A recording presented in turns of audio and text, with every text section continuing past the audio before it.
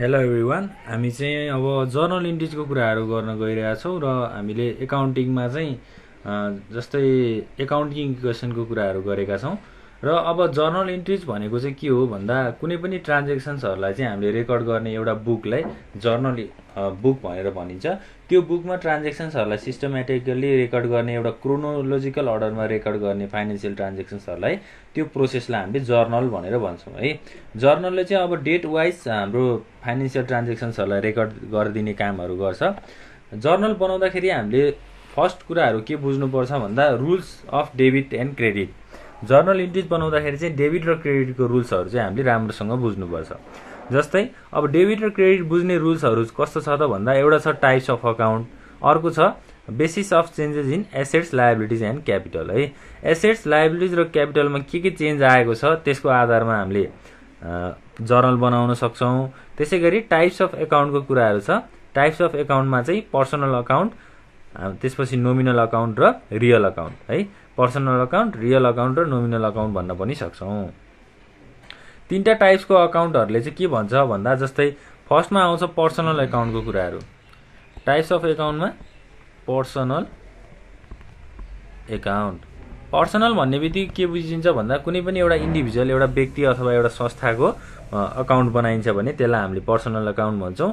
र पर्सनल अकाउन्टले के रुल्स दिन्छ भन्दा debit the receiver, credit the giver भनेर भन्छ है।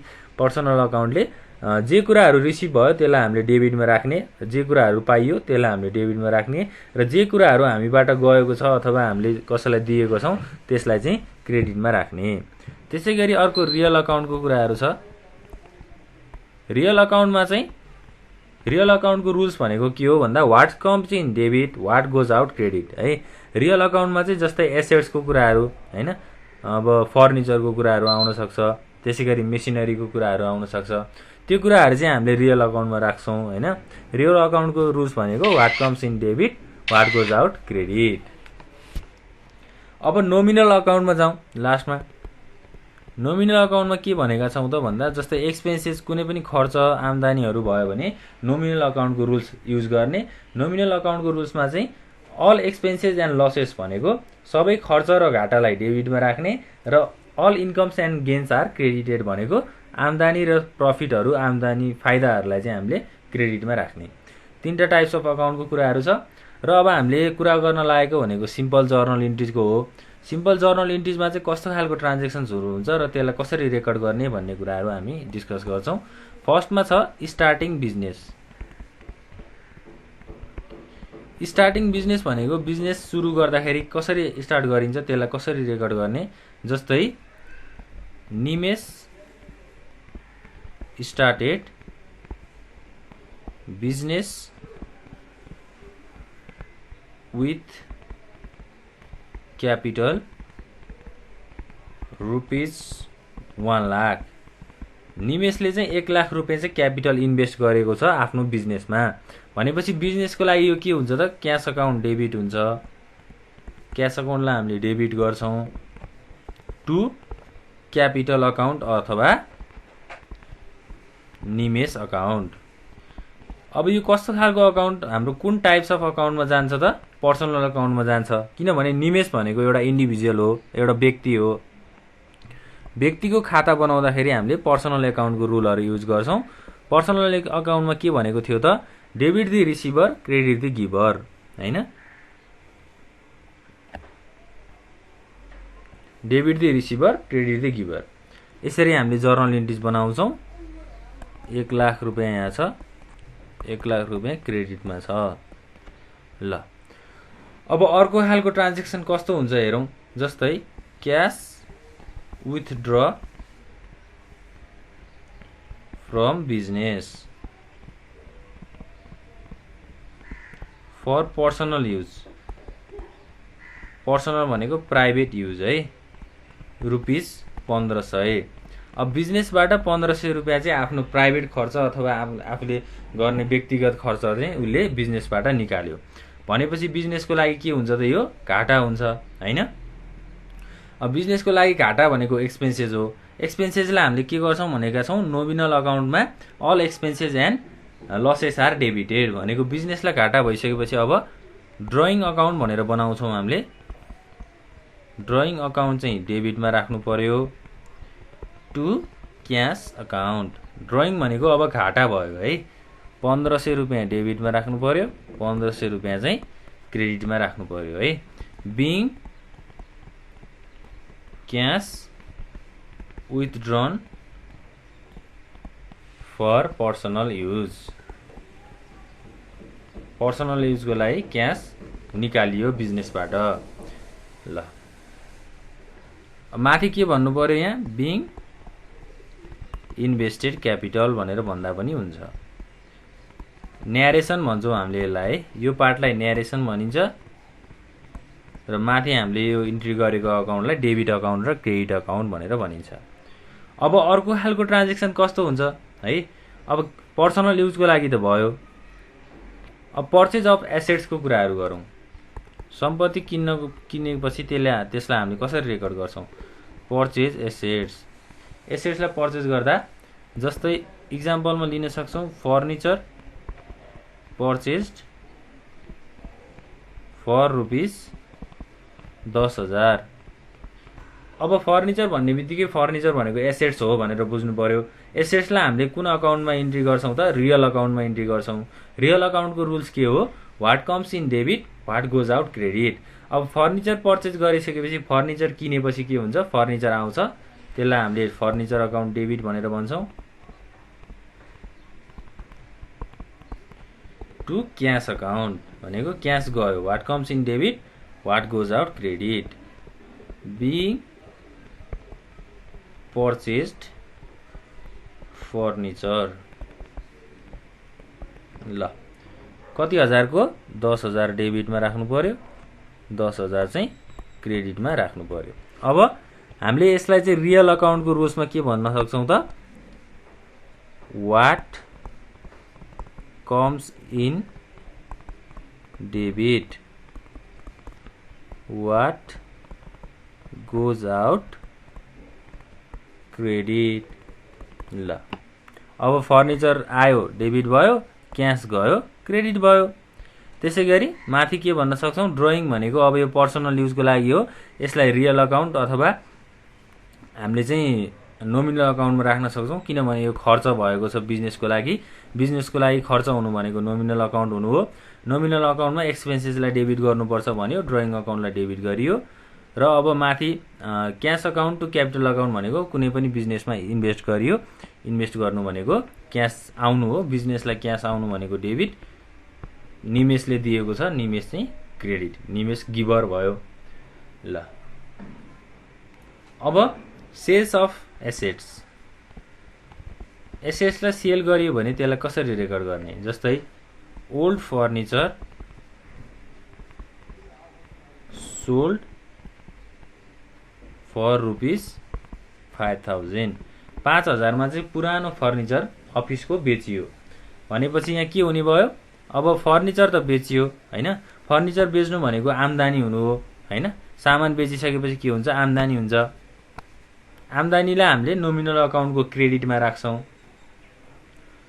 अब जस्तै क्यास अकाउन्ट आयो,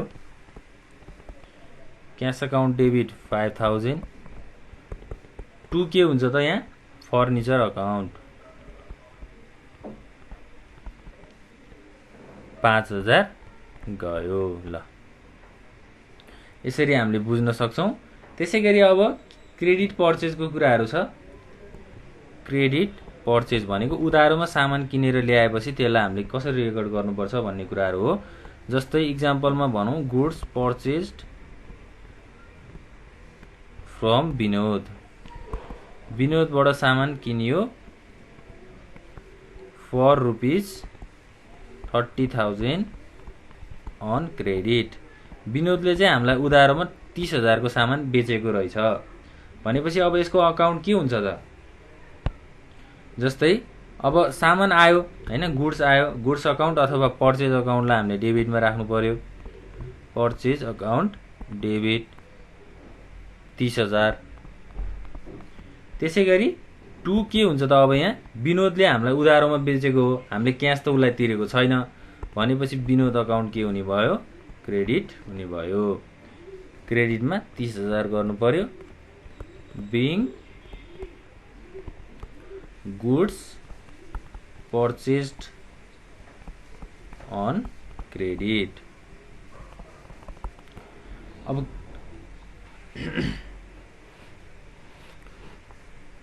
ल अब हामीले अरु के हेर्नुपर्ने छ त भन्दा जस्तै ल पेमेन्ट टु क्रेडिटर्सको कुराहरू गरौँ। विनोदबाट हामीले पेमेन्ट टु क्रेडिटर्स भनेको को हुन्छ त? यहाँ विनोद हुन्छ, किनभने विनोदले हामीलाई उधारोमा सामान प्रोभाइड गरेको थियो, उधारोमा सामान बेचेको थियो। अब क्रेडिटर्सलाई पे गरियो अथवा उसलाई पैसा तिरियो भनेपछि पहिला विनोद अकाउन्ट क्रेडिट थियो, उसले दिएको थियो। अब उसले रिसिभ गर्छ पैसा कति त? विनोद अकाउन्ट डेबिट कति पैसा रिसिभ गर्यो? 30,000 रुपियाँ चाहिँ डेबिटमा हुन्छ उसको। टु अब हामीले क्यास दिएको, क्यास भनेपछि क्रेडिटमा हुने भयो, क्यास दिनु भनेको क्रेडिटमा हो। To cash 30,000 credit being cash paid to Vinod, हैन? विनोद भनेको को हो? क्रेडिटर्स हो। विनोद भनेको एउटा इन्डिभिजुअल अथवा एउटा व्यक्ति हो। व्यक्तिले पैसा पायो भने डेबिटमा राख्छ, पैसा गयो भने क्रेडिटमा राख्छ, हैन? जस्तै माथि अब उसको विनोदको गएको थियो, विनोदले सामान क्रेडिटमा दिएको थियो, उसको क्रेडिट अकाउन्ट भयो। अब यहाँ तल चाहिँ के गरेको छ? विनोदलाई पैसा दिएको छ, उसको अकाउन्ट के भयो? डेबिट भयो। यसरी चाहिँ हामीले बुझ्न सक्छौं। अब एउटा पेमेन्ट फर एक्सपेन्सेसको कुराहरू पनि गरौँ। पेमेन्ट फर एक्सपेन्सेस भनेको खर्चको हामीले कसरी मेन्टेन गर्ने त? खर्चलाई हामीले कसरी रेकर्ड गर्ने? जस्तै salary paid to Ram rupees 10,000। जस्तै अब यहाँ इक्जाम्पलमा हामीले के भन्न सकिन्छ त भन्दा जस्तै हाम्रो चाहिँ एउटा XYZ कम्पनी भन्ने छ र त्यो XYZ भित्र चाहिँ राम भन्ने एउटा इम्प्लोइ छ। राम भन्ने इम्प्लोइलाई चाहिँ हामीले स्यालेरी दिनु पर्यो 10,000। जस्तै अब तपाईँ म यहाँ इक्जाम्पल लिउँ, हामी चाहिँ XYZ कम्पनीको मालिक है अथवा ओनर भनेर भनौँ। XYZ कम्पनीको ओनर, हामीले चाहिँ रामलाई के गर्नु पर्यो? स्यालेरी दिनु पर्यो, उसको मन्थली इन्कम है। अब 10,000 रुपियाँ उसलाई स्यालेरी दिँदाखेरि हामीलाई के हुन्छ त? घाटा हुन्छ। 10,000 भनेको त हामीलाई पैसा गयो, हाम्रो घाटा हुने भइसकेपछि अब हामीले यहाँ के सम्झिनु पर्यो त भन्दा टाइप्स अफ अकाउन्टलाई सम्झिनु पर्यो। टाइप्स अफ अकाउन्टमा नोमिनल अकाउन्टमा जानु पर्यो। नोमिनल अकाउन्टमा all expenses and losses are debited भनेर भनेको छ है। नोमिनल अकाउन्टमा त्यो कुरालाई डेबिट गर भनिसकेपछि हामीले के गर्नु पर्यो? अब स्यालेरी अकाउन्टलाई चाहिँ डेबिटमा राख्नु पर्यो। टु के गयो त? क्यास गयो, क्यास अकाउन्टलाई क्रेडिटमा राख्नु पर्यो। Being salary paid to Ram, रामलाई हामीले स्यालेरी दियो कति हजार त? 10,000। 10,000 डेबिटमा राखौँ, 10,000लाई क्रेडिटमा राखौँ। ल अब यो कुराहरू हाम्रो एक्सपेन्सेसको कुराहरू पनि यसमा इन्क्लुड भइसकेको छ। अब हामी अर्को के कुरा गर्छौँ त भन्दा लोन टेक, हैन? टेकिङ लोन, टेकिङ लोन भनेको ऋण लिने ट्रान्जेक्सन्सको चाहिँ एउटा जर्नल बनाऊ। जस्तै received rupees 6,000 from Jagat as a loan. जगतले चाहिँ हामीलाई 6,000 रुपियाँ ऋणको माध्यम अथवा ला तँलाई सापटी अथवा तँलाई ऋण भनेर दियो है। 6,000 रुपियाँ पाउनु भनेको के पाउनु हो त? क्यास पाउनु हो। र यहाँ कसको हामीले जर्नल इन्ट्रिज बनाइरहेछौँ त भन्दा एउटा इन्डिभिजुअलको जर्नल इन्ट्रिज बनाइरहेछौँ, हैन? अब क्यास उसले दियो भने चाहिँ हामीले क्यास रिसिभ गर्छौँ। रिसिभ गर्नु भनेको डेबिट हो। क्यास अकाउन्टलाई डेबिटमा राख्नु पर्यो एकर्डिङ टु पर्सनल अकाउन्ट है। Debit the receiver, credit the giver. अब गिभर भनेको को हो? यहाँ टु लोन अकाउन्ट भनेर पनि लेख्न सक्छौँ अथवा गिभर भनेको जगत हो, जगत अकाउन्ट भनेर पनि लेख्न सक्छौँ। ल बिङ लोन टेकन फ्रम जगत, जगतले हामीलाई लोन दिएको हो कति हजार त? 6,000 को क्यास डेबिट गर्नु पर्यो, 6,000 को क्यासलाई क्रेडिट गर्नु पर्यो, हैन? अब अर्को के हुन्छ त? जस्तै यही ट्रान्जेक्सनको हामीले लोन रिसिभ गरेका छौँ। अब पेमेन्टको कुराहरू गरौँ है। रिपेमेन्ट अफ लोनमा paid rupees 1,000 to Jagat as a part of loan. भनेको माथि 6000 रुपियाँ उसले हामीलाई लोन दिएको छ, तर हामीले अहिले 1000 मात्रै दिन्छौँ भनिसकेपछि जगतले कति पाउँछ त? अब 1000 रुपियाँ पाउँछ। डेबिट दि रिसिभर भनेको लोन अकाउन्ट अथवा जगत अकाउन्टलाई के गर्नु पर्यो? डेबिट गर्नु पर्यो। टु के हुन्छ त? क्यास अकाउन्ट हुन्छ, किनभने हामीले जगतलाई 1000 रुपियाँ दियौँ। Being paid ₹1000 to Jagat as a part of loan ₹6000। 6000 रुपियाँमा उसलाई 1000 मात्रै तिरिएको छ र हामीले त्यो 1000 को मात्रै अहिले रेकर्ड गर्छौँ। 1000 लाई डेबिटमा राख्नु पर्यो, 1000 लाई क्रेडिटमा राख्नु पर्यो। ल अब हामीले लोनको कुराहरू पनि गर्यौँ, त्यसै गरी एक्सपेन्सेसको अब एक्सपेन्सेसहरू पे गरियो भने कसरी रेकर्ड गर्ने भन्ने कुराहरू पनि गरियौँ। अब रिसिभिङ इन्कमको कुराहरू गरौँ त, हैन? इन्कम आम्दानी भयो भने त्यसलाई कसरी रेकर्ड गर्ने? रिसिभिङ इन्कम भनेको अब इन्ट्रेस्ट रिसिभ भनेर भनौँ। ल interest received amounting ₹5000 for the month of Phagun.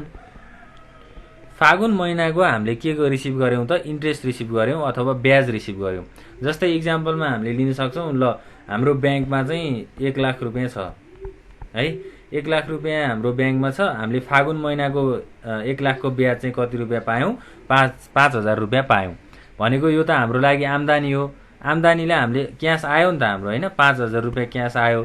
Cash आयो भनिसकेपछि हामीले क्यास अकाउन्टलाई डेबिटमा राख्नु पर्यो। टु के हुन्छ त? अब इन्ट्रेस्ट भनेको ब्याङ्कको लागि यो के हो? खर्च हो, हैन? इन्ट्रेस्टलाई चाहिँ क्रेडिटमा राख्नु पर्यो। Being interest received. ल आम्दानी भयो। 5000 रुपियाँ क्यास आयो, डेबिट। ल त्यसपछि क्रेडिट। यसरी चाहिँ हामीले अकाउन्टहरूलाई छुट्टा छुट्टै भागमा डिभाइड गरेर हामीले जर्नल इन्ट्रिज बनाउन सक्छौँ। अब अर्को कुराहरू के छ त भन्दा जस्तै पेमेन्ट बाई चेक भनेको छ। ल चेकबाट चाहिँ कुनै पनि सामानहरू कुनै पनि पैसाहरू पे गरियो। चेक भन्ने बित्तिकै ब्याङ्कको कुरा आउँछ। जस्तै एउटा लेबरलाई वेजेस पेड ₹1000 बाई चेक। चेकबाट हामीले कुनै एउटा राम भन्ने इम्प्लोइ छ। ल राम भन्ने इम्प्लोइलाई वेजेस तिर्यौँ भनिसकेपछि अब यसको जर्नल के हुन्छ? वेजेस भनेको जहिले पनि खर्च हो। वेजेस अब जस्तै रामलाई हामीले पैसा तिर्नु भनेको त हाम्रो लागि खर्च हो नि त। जस्तै तपाईँले तपाईँको साथीलाई पैसा तिर्दाखेरि तपाईँको लागि त त्यो घाटा हुनसक्छ अथवा खर्च हुनसक्छ, हैन? खर्चलाई हामीले नोमिनल अकाउन्टमा राख्छौँ र नोमिनल अकाउन्टको अनुसार हामीले वेजेस अकाउन्टलाई डेबिट गर्नुपर्छ, किनभने एक्सपेन्सेस हो। डेबिट गर्नु पर्यो टु ब्याङ्क अकाउन्ट। अब यहाँ क्यासको कुराहरू आउँदैन है। क्यास भनेको त हामीले पैसा तिर्यौँ, ह्यान्ड क्यास तिर्यौँ भने मात्रै कुरा आउने हो। अब चेक भनिसकेपछि यहाँ ब्याङ्कको कुरा आउँछ। Being wages paid by cheque. ल अब ब्याङ्कले नै कति तिरिदिन्छ? 1000 रुपियाँ तिरिदिन्छ। राम भन्ने इम्प्लोइले चाहिँ ब्याङ्कमा गएर 1000 रुपियाँ झिक्छ। यसरी चाहिँ हामीले अकाउन्टहरूलाई विभाजन गर्न सक्छौँ। अब हामीले नेक्स्ट क्लासमा चाहिँ जर्नल इन्ट्रिजको क्वेसन्सहरू चाहिँ ठुलो जर्नल बनाएर गर्नेछौँ।